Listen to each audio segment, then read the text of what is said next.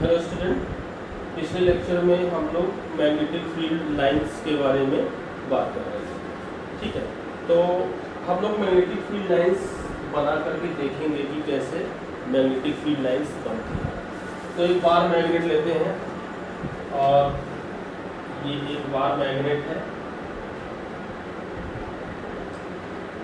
ये इसका north pole है और ये इसका साउथ पोल। ये बार मैग्नेट अगर यहाँ पे रखा है तो इसके चारों ओर मैग्नेटिक फील्ड है।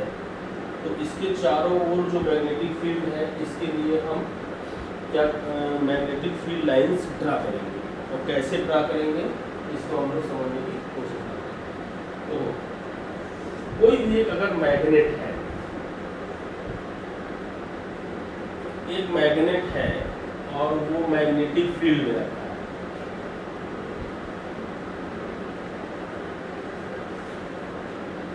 मान लेते हैं ये मैग्नेटिक फील्ड है।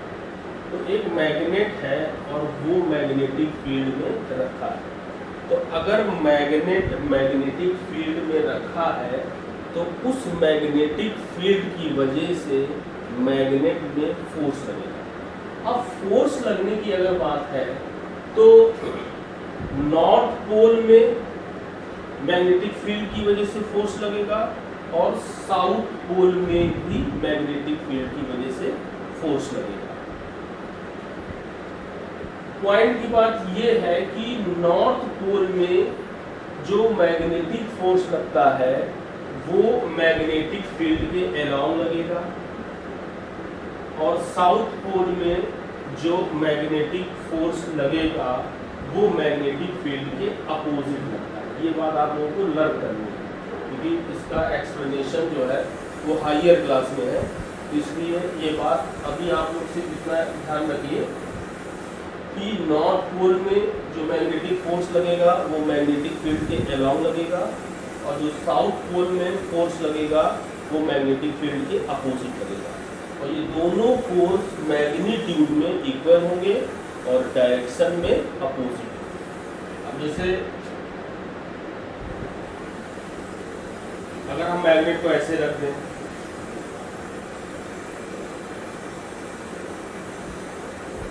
और ये मैग्नेटिक फील्ड इसी के अराउंड, तो नॉर्थ पोल में फोर्स किधर लगेगा, मैग्नेटिक फील्ड के अराउंड लगेगा, और साउथ पोल में किधर फोर्स लगेगा, मैग्नेटिक फील्ड के अपोजिट लगेगा। तो नेट फोर्स कितना हो गया, नेट फोर्स 0 हो गया। दो इक्वल अपोजिट फोर्स का नेट फोर्स क्या हो गया, 0 हो गया। अब नेट फोर्स अगर 0 है तो इस मैग्नेट में कोई फर्क नहीं पड़ेगा, ये मैग्नेट जैसा है वैसा ही रहेगा। अब इस पिक्चर की अगर हम बात करें तो इस पिक्चर में क्या होगा, ये दोनों फोर्स इक्वल अपोजिट है, तो नेट फोर्स क्या हो गया, 0 हो गया। तो अब भी इसमें कोई फर्क पड़ेगा, तो अब भी इसमें कोई फर्क नहीं पड़ेगा।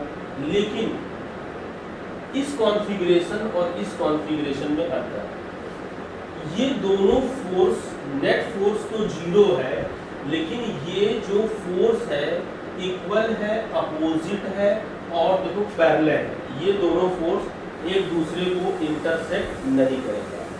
तो ये दो फोर्स जो है इनको बोलते हैं कपल। कपल क्या करता है, ऑब्जेक्ट को घुमाता है।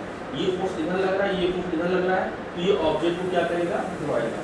हम अपनी डेली लाइफ में भी बहुत सारे जो है एक्सपेरिमेंट करके देख सकते हैं कि two equal and opposite parallel force जब हम किसी ऑब्जेक्ट पे लगाते हैं तो ऑब्जेक्ट क्या करता है, घूमता है। जैसे वाटर टैप को अगर हम खोलते हैं तो एक फोर्स हम इधर से लगाते हैं, एक फोर्स इधर से लगाते हैं, तो टू इक्वल अपोजिट फोर्स लगता है, जिसकी वजह से वाटर टैप क्या होता है, घूमता है, रोटेट करता है। तो सेम इस मैग्नेट में भी यही बात होगी। ये फोर्स, ये दोनों फोर्स जो है इक्वल पैरेलल अपोजिट है, तो ये इसको ऐसे घुमाएगा। और कब तक घुमाएगा, जब तक ये इसकी पोजीशन ऐसे हो जाएगी। जब इसकी पोजीशन ऐसे हो जाएगी तो अब ये दोनों फोर्स इसको घुमा नहीं पाएगा, क्योंकि अब ये दोनों फोर्स की जो लाइन है वो एक ही साथ है, इंटरसेक्ट कर रही है। तो बात समझ में आएगी नहीं। तो मतलब क्या हुआ, मतलब ये हुआ कि अगर किसी मैग्नेट को हम मैग्नेटिक फील्ड में रखते हैं तो उसमें कपल लगता है, हम फोर्स नहीं कहेंगे, क्या कहेंगे, कपल। कपल का मतलब टू इक्वल अपोजिट फोर्स लगता है। वो कपल क्या करता है, मैग्नेट को घुमाता है। और कब तक घुमाएगा, जब तक मैग्नेट का नॉर्थ और साउथ पोल मैग्नेटिक फील्ड के अलोंग ना हो जाए। और जब मैग्नेट का साउथ और नॉर्थ पोल मैग्नेटिक फील्ड के अलोंग हो जाएगा तो वो क्या हो जाएगा, रुक जाएगा। इसके पहले लेक्चर में हम लोग ने बात की थी कि अगर हम मैग्नेट को फ्रीली सस्पेंड करते हैं तो वो नॉर्थ साउथ डायरेक्शन में जाकर के रुकता है। तो क्यों रुकता है, क्योंकि अर्थ के पास भी एक मैग्नेटिक फील्ड है।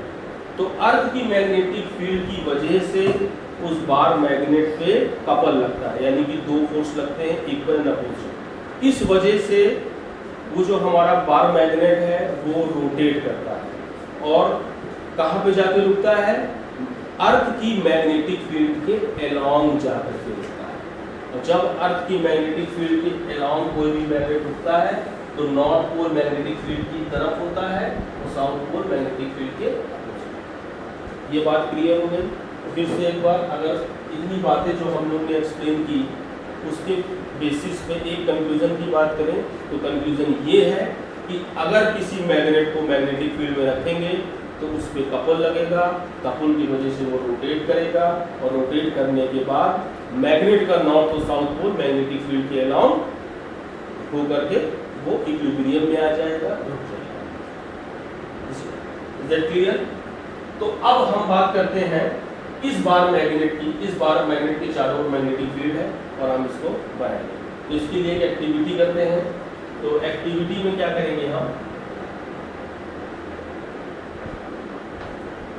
एक वाइट पेपर लेंगे, एक वाइट पेपर को ड्राइंग बोर्ड में पिन अप कर देंगे और इस बार मैग्नेट को इसके बीच में रख देंगे। फिर हम क्या करेंगे, एक कंपास निडल रखेंगे। कंपास निडल क्या है, एक टीनी मैग्नेट है। तो कंपास निडल को हम इस तरीके से यहाँ पे रखेंगे।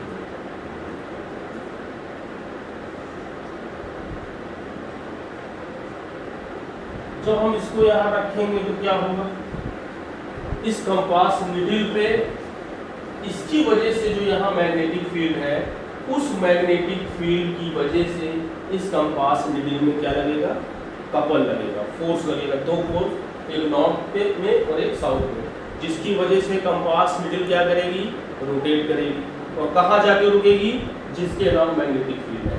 तो मान लो यहाँ जाके रुक गई, तो ये जो पॉइंट है ये मैग्नेटिक फील्ड की डायरेक्शन बता रहा है। ये बात समझ में आई? तो हम लोग ने आइडिया लगा लिया कि इस पॉइंट पे जो मैग्नेटिक फील्ड की डायरेक्शन है वो ऐसे। तो वहां पे हम ये एरो बनाने की जरूरत नहीं है, एक डॉट बना लेंगे।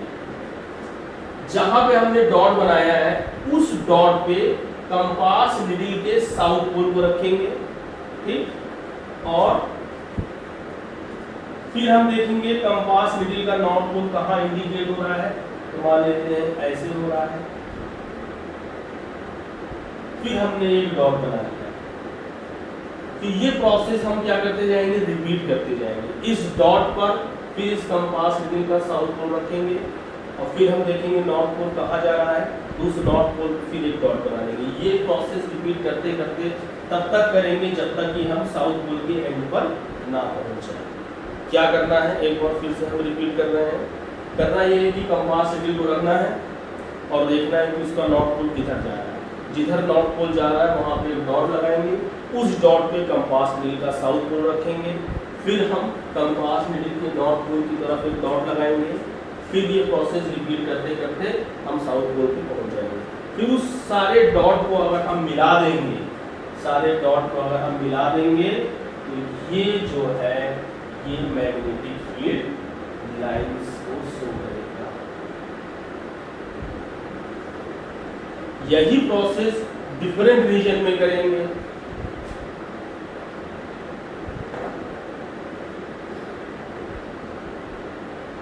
इस तरीके से हम ये एक्सपेरिमेंट बार बार डिफरेंट रीजन पे रिपीट करके मैग्नेटिक फील्ड लाइंस को हम ड्रा कर सकते हैं।